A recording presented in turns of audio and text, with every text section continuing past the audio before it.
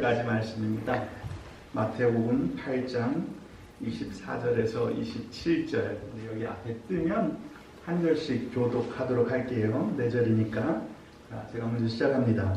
바다에 큰 놀이 일어나 배가 물결에 덮이게 되었을 때 예수께서는 주무시는지라. 여러분들, 그 제자들이 나와 깨우며 이르되 주여 구원하소서 우리가 죽겠나이다. 예수께서 이르시되 어찌하여 무서워하느냐, 믿음이 작은 자들아 하시고 곧 일어나사 바람과 바다를 꾸짖으시니 아주 잔잔하게 되거늘. 그 사람들이 놀랍게 여겨 이르되 이가 어떠한 사람이기에 바람과 바다도 순종하는가 하더라. 아멘. 이걸 뭐라고 불러요?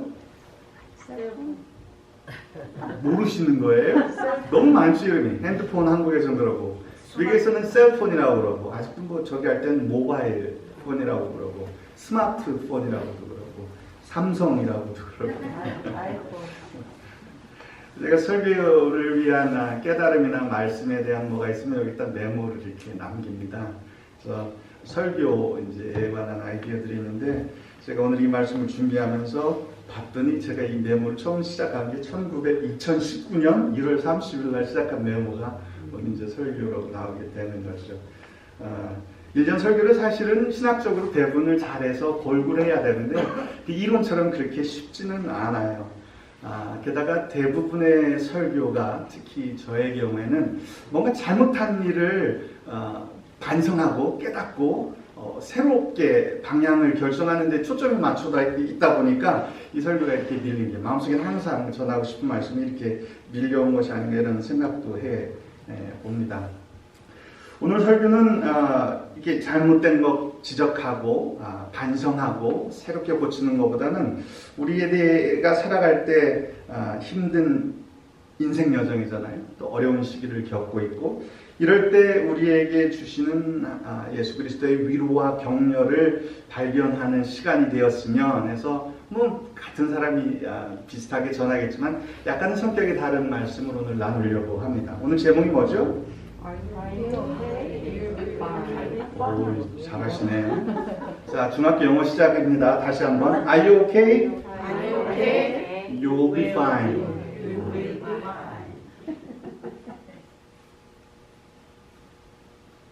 재밌잖아요, 제목이?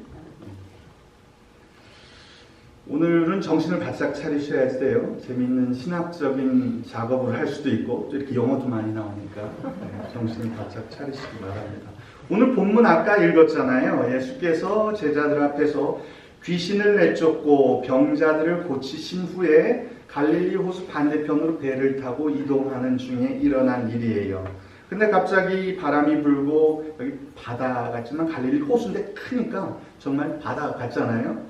이렇게 파도가 치고 그래서 겁이 나서 제자들이 주무신 예수님을 깨웠죠.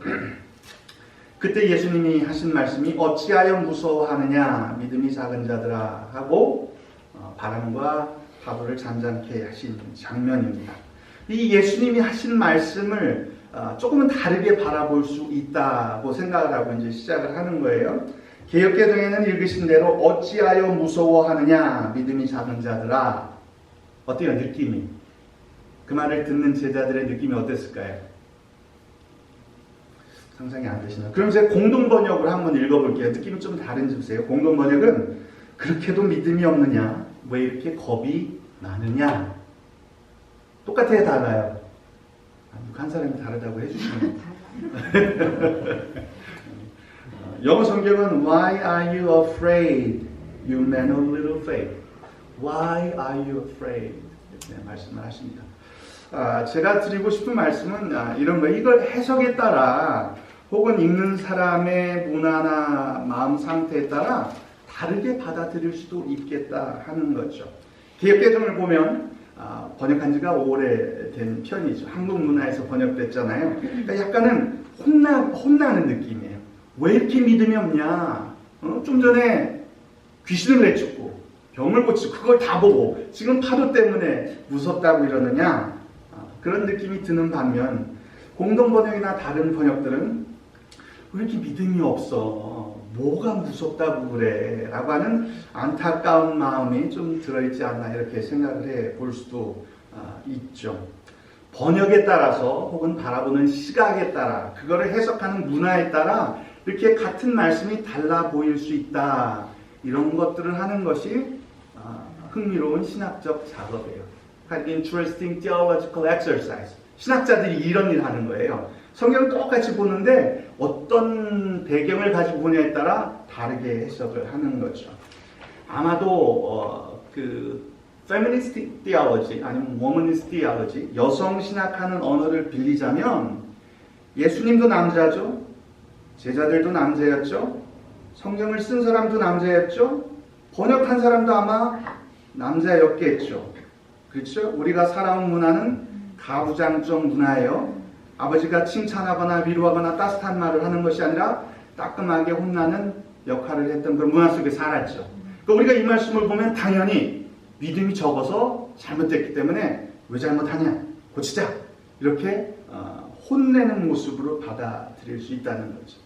그렇죠? 그게 우리한테 너무 당연해요.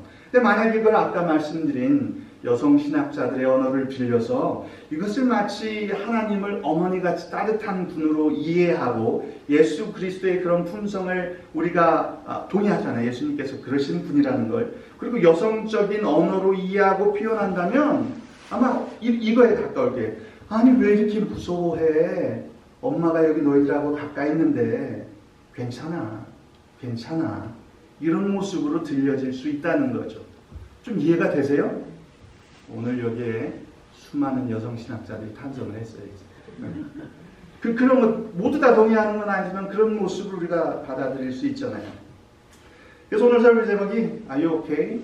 You will be just fine. 이렇게 제목을 정한 거예요. 오늘 이런 상황을 통해서 들려주시는 우리 하나님의 세미한 음성과 위로를 들을 수 있는 귀 있는 성도님들 되시길 간절히 축원합니다. 첫 번째는 그래서 이거예요. 어려움이 닥쳐와도 괜찮아. 왜냐하면 나에게는 예수님이 있으니까. 예수님이 나와 동행하시니까. 뭐가 봐도 괜찮아요? 어려움이 닥쳐와도 괜찮아. 제자들이 괜찮은 이유는요. 예수님이 함께 하시기 때문이에요. 그들이 예수님과 함께 하기 때문이죠. 이게 쉬운 게 아니에요. 굉장히 어려운 깨달음이에요. 제자들 왜 괜찮다고 생각해요? 예수님께서 바람과 풍랑을 잔잔케 해주실 것이기 때문에 괜찮다고 생각하잖아요. 그렇죠? 예수님이 우리와 함께 하시니까 절대 풍랑이 배를 뒤집어 모두 다 죽는 일은 없기 때문에 괜찮을 거라고 생각하는 게 이게 직관적인 사고거든요. 근데 잘 생각해보면 그게 아니란 말이에요. 지금 제자들이 괜찮은 이유는 그들이 예수와 함께 하시기 때문이에요. 우리들이 세상을 살다 보면 성도들이 이런 태도를 가집니다. 성도들에게는 어려움이 닥치지 않을 것이다. 그렇게 생각하세요? 예수도 이렇게 고개를 이렇게 하시는 것 같은데. 그런 믿음을 가진 분들이 생각보다 많아요. 그래서 어려움이 오면 뭐가 잘못된 거예요? 내 믿음이 잘못됐거나 적거나 없는 거라고 생각을 하는 거예요. 근데 여러분 신앙생활 오래 하셨죠? 성도들에게 어려움이 닥쳐오지 않습니까? 아니죠. 거의 똑같은 어려움이 인생을 살다 보면 믿는 자와 믿지 않는 자, 믿음이 좋은 자와 그렇지 못한 자들에게 동등하게 다가와요. 또 어떤 어려움도 우리를 해할 수 없다. 왜냐하면 성도니까. 그럼 맞는 것 같아요? 그렇지 않죠. 우리들도 병이 들게 되고 또 때로는 사고를 당하거나 명을 달리하기도 합니다. 그래서 이 직관적으로 예수님이 함께 하시기 때문에 우리는 어려움을 당하지 않거나 어려움이 우리에게 피해를 줄 수 없다는 생각은 사실이 아닌 거예요. 그렇게 우리가 소망하고 기도하지만 제자들이 괜찮은 이유는 그 어떤 어려움이 있을지라도 예수 그리스도께서 우리를 떠나지 않고 우리가 그분과 동행하고 있다는 사실 때문에 우리가 괜찮은 거라는 말이죠. 그렇게 생각 동의가 되세요? 동의는 되는데 뭔가 좀 이상하고 그러지요. 좀 답답하고 아쉽고 안타깝고. 어려움에 맞닥뜨린 우리들에게 따뜻하게 들려주시는 예수 그리스도의 음성을 들을 때 그분과 함께 그 어려움을 함께 해 나갈 수 있다라는 뜻이에요. 여러분 미국에서는 어려서부터 이렇게 애들을 하고 따로 자죠. 저희도 둘째는 그냥 당연하게 비교적 빨리 딴방에서 잤거든요. 애들이 지방에서 자다가 가끔 한밤중에 베개를 들고 부모 방으로 들어오는 일이 있죠. 뭐 어떤 때 그래요? 무서운 꿈 꿨을 때. 또 가끔 병들게. 제가 여기 정답을 모셨는 것 같아요. 제일 먼저 생각나는 게 그 두 가지더라고요. 무서운 꿈 꿨어. 왜 그래? 꿈 꿨죠? 그러면 무서워. 그러고 이렇게 오잖아요. 또 벼락이 치고 막 빵빵 하면 아이들이 잠이 깨서 부모 방으로 달려오곤 합니다. 여러분, 엄마 아빠가 애가 꾸는 악몽을 방지할 수 있습니까? 천둥과 벼락을 멈출 수 있어요? 만약에 정말 만에 천만 분의 억만 분의 하나 벼락이 친다면 보호할 능력이 있을까요? 엄마 아빠가? 아니죠. 그래도 아이는 엄마 아빠 틈을 뒤집고 들어와서 몸을 웅크리고 괜찮아, 우리 애기 괜찮아. 엄마 여기 있어, 아빠 여기 있어. 괜찮아. 뭐 그렇게 무섭다고 그래. 자장 하다 보면 어느새 아이는 잠을 자고 있는 모습을 발견하죠. 이게 바로 예수 그리스도가 우리와 동행할 때 우리에게 마땅히 일어나야 하는 일이라는 뜻이에요. 물론 예수님의 능력이 우리들의 유한된 능력과 같다, 이런 의미는 전혀 아니에요.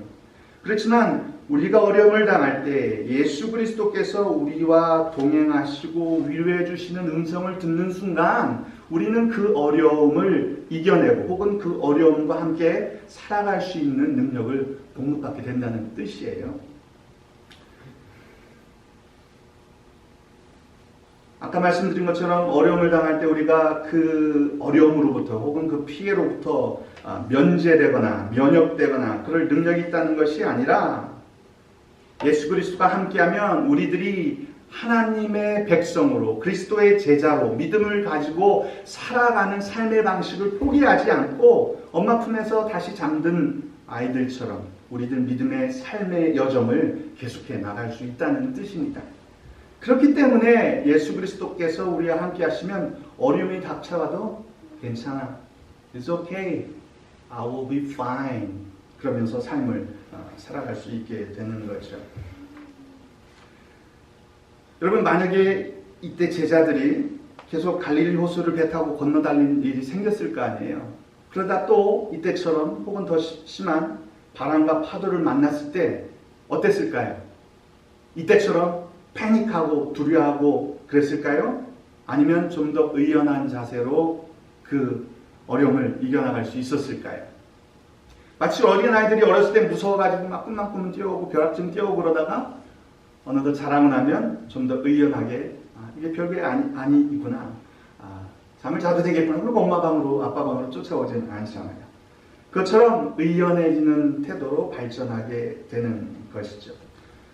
첫 번째, 어려움이 와도 괜찮습니다. 왜냐하면 우리들은 예수 그리스도와 함께하기 때문입니다. 옆 사람을 보고 한번 해보세요. 영어로. 미국이니까. Are you okay? You are fine. Are you okay? You will be fine. 미국 사람이기 때문에 기분입니다. 몇십 년. 두 번째, 상처와 아픔이 있어도 괜찮아. 그래도 나는 믿음 가운데 살아갈 것이기 때문에. 우리들은 모두 예외 없이 상처와 아픔을 가지고 있습니다. 그렇죠? 아닌 사람을 찾아보면 있을까요? 나만 있는 것 같고 내가 더 많은 것 같고 내 거는 더 큰 것 같지만 사실은 모든 사람들이 다 상처와 아픔을 가지고 살아갑니다. 겉으로 멀쩡해 보이는 분들이 더 안 그러는 경우도 많이 있잖아요.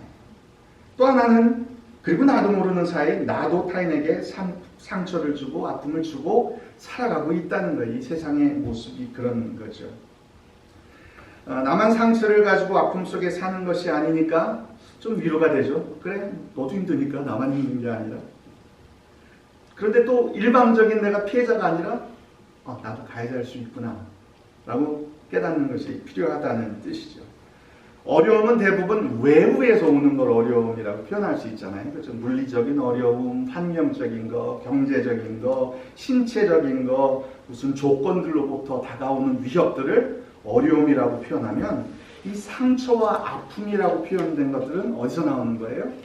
내 내부로부터 나오는 거예요. 나의 경험으로부터, 많은 경우 인간관계로부터 있었던 과거의 경험들이 상처가 되고 치유되지 않으면 아픔에 대해서 나 자신을 결정하고 구성하고 있는 거죠. 육체적으로 아프다는 건 통증은 참 나쁜 건데 통증은 무엇이 잘못되어 있다는 것을 알려주는 신호예요. 그렇죠? 제가 저번에 말씀드렸죠. 저도 브랜뉴 당뇨 10급생이 됐다고.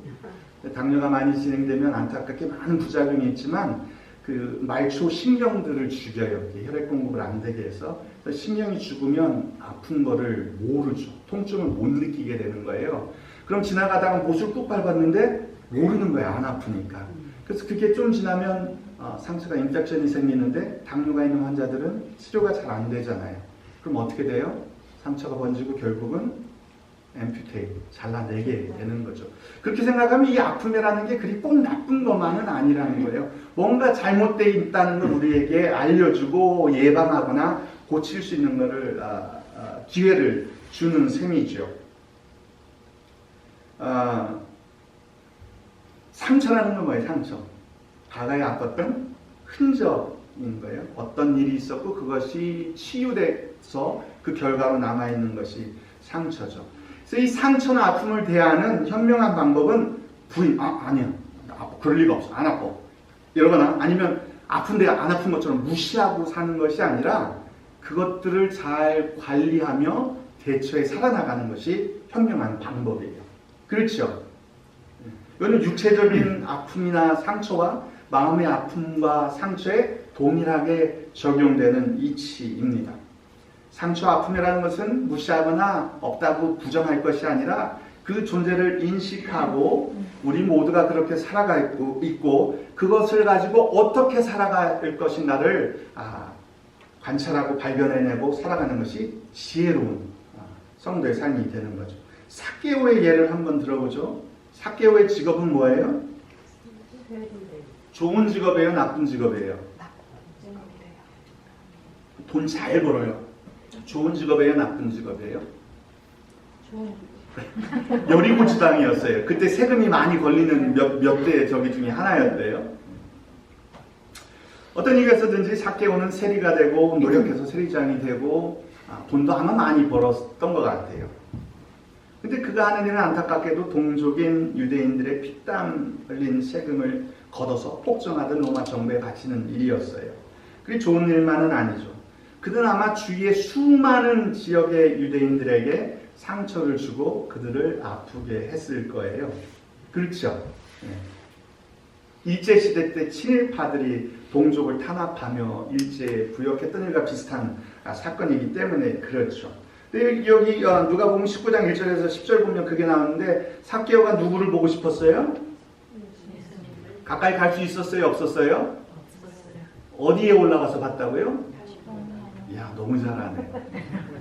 삭개오가 정말 갈 힘이 없었을까요? 아무리 키가 작고 힘이 없었지만 세리장 정도 됐으면 물리적인 힘이나 뭐를 동원해서 예수님 앞에 나갈 수 있었을 것 같아요. 왜 못 나갔을 것 같아요? 눈치 보였어요. 사람들이 막 날려드는데 거기에 자기가 낄 만한 그럴 만한 자신은 없었던 거죠. 여러분 이 장면을 잘 해보세요. 사람들은 다 예수님으로 같이 다 나서 예수님 보고 사람들이 웅성웅성합니다. 삭개오는 보고는 싶은데 어쩔 수 없어서 어디라도 좀 올라가서 이렇게 보고 있는 거예요. 여러분 여기서 누가 가해자고 누가 피해자 같아요? 누가 더 상처를 많이 받은 사람 같아요? 지금 예수님이 지나가고 그 순간 누가 더 아픔을 많이 소유한 사람 같아요? 삭개오일 수도 있는 거죠. 그렇죠? 우리는 삭개오를 피해자라고만 생각했는데 아니 가해자라고만 그렇지 않을 수 있다는 거. 인생이 이렇게 막 뒤섞여 있잖아요. 삭개오는 그때 변화가 일어납니다. 예수님께서 삭개오와 눈을 마주치고 삭개오가 예수님을 발견했다기보다는 예수님이 삭개오를 발견하고 그 집에 들어가죠. 삭개오가 예수 그리스도를 영접한 후 이렇게 말합니다. 내가 내 재산의 절반을 나누어 가난한 자들에게 나눠주고 토색한 것은 4배로 갚겠습니다. 예수님께서 뭐라고 말씀하시죠? 누가복음 19장 9절을 보면 예수께서 구원이 이르렀고 이 삭개오도 아브라함의 자녀가 되었다고 인정해 주시죠. 그리고 그때는 잘 몰라요. 삭개오가 세리장 일을 계속했는지 다른 사람이 되었는지, 실제로 공언한 것을 다 지켰는지 그렇지 않은지 그 뒤의 기록은 남아있지 않잖아요. 근데 이것을 무엇을 얘기해 주냐 하면, 삭개오는 여전히 그 마음속에 과거에 있었던 일이 없어지는 게 아니죠. 주었던 상처도 받았던 상처도 아픔도 간직하고 살아갈 거예요. 그러나 삭개오는 이제 그 이전에 살던 상처나 아픔을 무시하고 도피하고 없는 것처럼 하려던 삶이 아니라 그것을 인정하고 그것을 넘어선 예수 그리스도의 말씀을 따라 토색하지 않고 가난한 자를 도우며 살아가는 삶을 시작해 살아나간다는 뜻이죠. 여기서 중요한 것은 상처나 아픔을 없애거나 해결하는 게 초점이 아니라는 거예요. 그것은 꾸준히 남아있을 것이기 때문에 우리가 쉽게 그냥 어느 순간 지우개로 지우듯이 지울 수 없는 문제죠. 그러나 그것을 가지고 살아가는 삶이 다를 수 있다는 거예요. 이전의 삭개오처럼 죄책감은 있지만 하는 행동은 그대로 하고 피하며 부정하며 예수님 보고 싶은데 이런 마음만 가지고 사는 삶이 있는 반면, 예수님을 만나고 그분이 요구하는 삶의 행적을 따라 살기 위해서 그 상처와 아픔에도 불구하고 새로운 삶을 살아나가게 되는 거죠. 그래서 누가복음 19장 이후에 삭개오의 삶은 day 1, 새로운 삶의 1일부터 출발해 나가게 되는 거라는 뜻이에요. 이해가 되세요? 네. 그런 의미로 상처와 아픔이 있어도 괜찮아. 왜냐하면 나는 예수 그리스도와 함께 새로운 삶을 살아나갈 것이기 때문에. 여러분, 사마리아 여인, 우물가에 있던 사마리아 여인도 똑같아요. 마음의 상처, 아픔을 가지고 딴 사람 나오지 않는 그 더운 낮에 와서 물을 기르고 눈치 보면 손가락질 막 그게 아닌데 마음속에 뭐 변명의 여지도 있었을 거예요. 그러나 그 아픔을 가졌던 그녀가 그것이 해결되지 않은 채 예수 그리스도를 만나니까 어떻게 해요? 사람들 앞에 당당히 나아가 그 모습 그대로 그리스도와 함께하는 복음을 받아들인 구원받은 존재, 새로운 삶을 시작해 나가지 않아요. 삭개오와 똑같은 모습을 보여주지 않습니까? 우리들도 누구나 상처와 아픔을 가지고 있고 또 주었고 또 받아왔잖아요. 여기서 중요한 것은 예수 그리스도와 동행하는 삶으로 새로운 삶을 그래도 나는 살아나가게 된다라는 거죠. 그렇기 때문에 I'm okay, 괜찮아요. I will be fine. 그런 삶을 살아갈 수 있게 되는 거죠. 인터넷 보니까 이런 거 같은데 여러분도 한번 해보실래요? 팔짱을 이렇게 한번 끼워보세요. 내가 나를 위로하는 거예요. 쓰다듬어 주세요. 그 다음에 Are you okay? I'll be fine. You'll be fine. I'll be fine. 위로가 되세요? 인터넷 보니까 이러면 진짜 위로가 된대요. 전문가가. 제가 하는 게 아니라. 자, 세 번째입니다. 세 번째는 실패가 있어도 괜찮아. 왜냐하면 나는 올바른 방향으로 가고 있으니까. 외부적인 어려움이 있고 내적인 상처나 아픔이 있으면 어떻게 돼요? 우리들이 실수를 잘 하게 만들어요. 실패를 하게 만듭니다. 실수와 실패는 좋은 거예요? 나쁜 거예요? 나빠요? 저는 개인적으로 실수나 실패를 아주 두려워하는 스타일이에요. 뭐 여러 가지 이유가 있지만 특별히 이제 미국에 가서 맨손으로 저희가 유학생을 이렇게 시작했거든요. 실패하면 세컨 찬스가 있어요? 없어요? 없어요. 비빌 언덕이 전혀 없어요. 성격 탓도 있고 그런 탓도 있고 그러나 여전히 실수를 합니다. 제가 예전에는 요약 설교를 했어요. 그래서 뭐 대진 뭐 이렇게 해서 이거 하면 설교를 다 했거든요. 근데 이제 점점 실수가 두려워지는 거예요. 지금 토시까지 다 씁니다. 물론 그대로 다 하진 않을지라도 왜냐하면 실수에 대한 두려움이 이렇게 큰 거예요. 그래도 여전히 신앙생활에 있어도 실수하고 설교를 하다가도 실수하고 그런 삶을 살아갑니다. 여러분들도 그러시지 않아요? 실수나 실패 없이 삶을 살아갈 수는 없죠.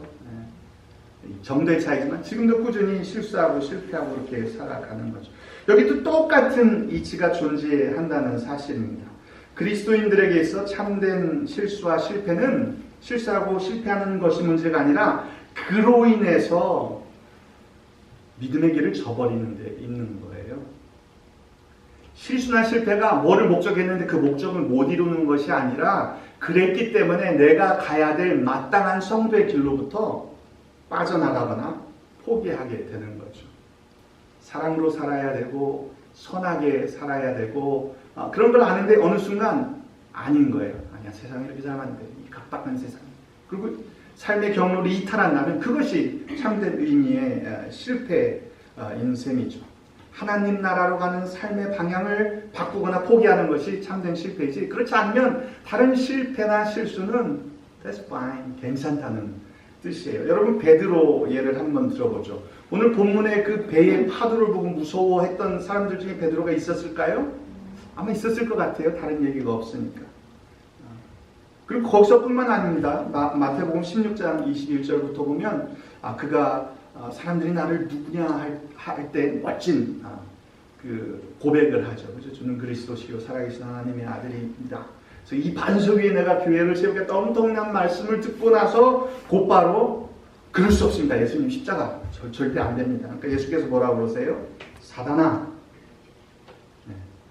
좀 전에 반석의 교회를 세우셨다고 했는데 그 예수께서 곧바로 사단아 내 뒤로 물러가라. 너는 나를 넘어지게 하는 자로다. 아주 무서운 책망을 받게 되죠. 또 십자가를 지실 예수님을 그 과정을 바라보고 어떻게 해요? 부인하고 도망가는 모습을 보이죠. 그 위에도 이방인들과 잘 지내다가 예루살렘 교회 그 율법주의적인 바탕을 가진 교회 지도자들이 오니까 어떻게 했어요? 살짝 빠져서 도망갔다고 사도 바울이 갈라디아서 2장 11절에서 14절에 보면 책망하고 있던 아니면 책망했다고 말하는 모습이 드러나죠. 베드로의 삶도 뭐 더 있겠죠. 사실은 실수와 실패로 점철된 삶이었죠. 그러나 우리들은 여전히 예수님은 몇 명의 제자? 그 중에 수제자는 그렇게 인정하고 존중하고 있잖아요. 왜냐하면 그는 끝까지 자기 삶의 방향을 바꾸거나 포기하지 않고 결국 전승에 하면 십자가를 거꾸로 지고 예수님을 따랐다고 기록하고 있지 않습니까? 그 과정의 실수나 실패가 문제가 아니라 삶의 여정의 방향이 어떻게 되어 있느냐가 더 중요하다는 뜻이죠. 믿음의 조상 아브라함은 실수나 실패가 없었어요? 아니죠. 자기 아내를 누이라고 거짓말 아닌 거짓말 같은 진짜 같은 거짓말을 해서 사람들을 속이잖아요. 다윗왕은 어땠어요? 가늠한 것도 부족해 자기 충신, 아주 의로워 보이는 신하를 살해하는 일을 저지르고 말죠. 사도 바울은 어떻습니까? 그리스도인을 핍박하고 스데반이 죽을 때 그 자리에 청년 사울이 있었다고 그러잖아요. 이 말씀을 준비하고 오늘 아침에 보니까 이 모습이 놀랍게도 탈레반의 모습하고 겹치는 걸 발견했어요. 아마 그의 모습도 비슷했을 것 같고 그쪽 중동 지역의 모습이 또 자기가 믿는 신을 위해 율법을 위해 사람들의 목숨을 가차없이 죽일 수 있는 그 모습이 딱 겹쳐 보이는데 잠깐 섬찟했습니다. 그러나 그들의 삶의 방향과 종국이 복음을 위한 것이었고 그리스도의 명령에 따르는 것이었기 때문에 우리들이 그들의 인생을 바라볼 때 더 이상 실패자라고 낙인 찍을 수는 없잖아요. 그래서 이 말씀을 드리는 것입니다. 회개했느냐의 여부. 회개라는 건 뭐예요? 잘못을 자각하고 그 잘못을 인정하고 삶의 방향을 점검하고 올바른 삶의 방향으로 재설정하고 나아가는 것이. 그러면 then life moves on. 그럼 인생은 또 다르게 출발해 나아가게 된다는 뜻이죠. 한번 더 해볼까요? 우리 이렇게 미국 사람들이 하는. 이번에는 팔이 아니라 어깨. 뭐라고 해요? tap on the shoulder. 뭐라고 하셔야죠. 오케이. 이번 좀 다르게 해볼게요. 잘하고 있어. 잘하고 있어. 올바른 방향으로 가고 있는 거야. 좀만 더 힘내. 감사합니다. 이렇게 참 이런 거를 잘 따라주시고 어색함에도 불구하고 이제 결론을 내릴게요. 오늘은 오늘의 본문 말씀 잘 아는 말씀이지만 조금은 다른 각도에서 바라보고 이해하고 해석해 보았습니다. 우리들이 칭찬에 인색하고 무서워만 보이는 아버지의 말투 대신 좀 더 따뜻하고 부드러운 엄마의 말투를 상상하고 대입시켜 본 거죠. 이를 통해서 어려움에 직면하고 실수와 실패를 반복하며 상처와 아픔 속에서 이 세상을 살아가는 우리들을 향한 예수 그리스도의 위로와 권면을 주십니다. 또 이 모든 것들에도 불구하고 우리들이 괜찮은 것은 우리들이 그런 문제로부터 면제되고 면역되고 그 문제들이 다 해결될 것이기 때문이 아니라 우리들이 그 문제를 거치는 동안 예수 그리스도께서 우리와 함께 하시고 위로해 주시고 동행해 주실 것이기 때문입니다. 참된 신앙의 유역은 이러한 어려움, 상처, 아픔, 실수, 실패 그들 자체가 아니라 그것들이 계기가 되어 우리들에게 은혜로 허락해 주신 믿음과 소망과 사랑의 삶의 방식을 변경하거나 포기하는 것이 정말 무서운 위협이라는 거죠. Are you okay? 왜 이렇게 무서워해? 왜 이렇게 힘들어해? 내가 같이 있잖아. 괜찮아. 힘내. You'll be just fine. 우리 예수 그리스도의 음성을 들으시는 우리 모두 될 수 있기를 주의 이름으로 축원합니다. 하나님 아버지, 오늘 잘하는 말씀을 한번 다른 각도에서 바라보고 생각해 보았습니다. 이 말씀이 하나님의 뜻에서 어긋나지 않게 도와주시고 이 말씀대로 어려울 때마다 아플 때마다 힘들고 실수하고 실패할 때마다 Are you okay? You'll be just fine 하는 우리 주 예수 그리스도의 음성을 세미한 음성을 들을 수 있는 귀와 심장을 허락하여 주시옵소서. 예수 그리스도와 동행하는 한 믿음의 여정을 포기하지 않는 한 주님 We'll be okay. We'll be just fine. 그런 삶을 살아갈 수 있도록 인도하여 주시옵소서.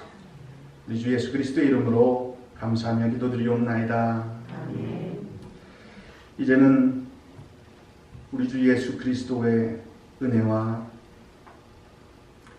아버지 하나님의 사랑과 성령님의 위로하시고 격려하시는 이 따뜻한 음성이 오늘 이 자리에 예배하고 또 영상으로 예배할 사랑하는 교우와 그 가족과 또 이 교회 위에 지금부터 영원토록 함께 하시기만을 간절히 축원하옵나이다.